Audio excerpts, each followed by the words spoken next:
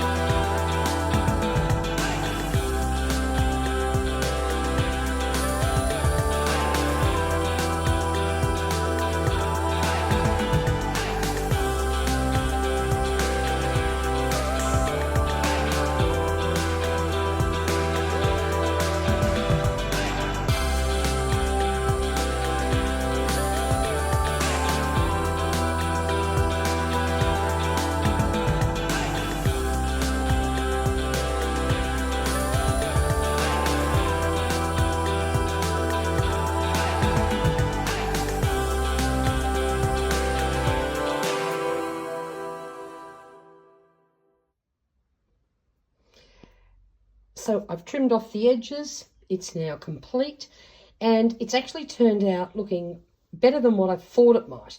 This would make the best journal cover for a botanical themed journal, or of course, if you want to make tags or pockets, it would require very little extra decoration, and I think it would look absolutely fabulous, especially, you know, you have coffee dyed pages which are plain.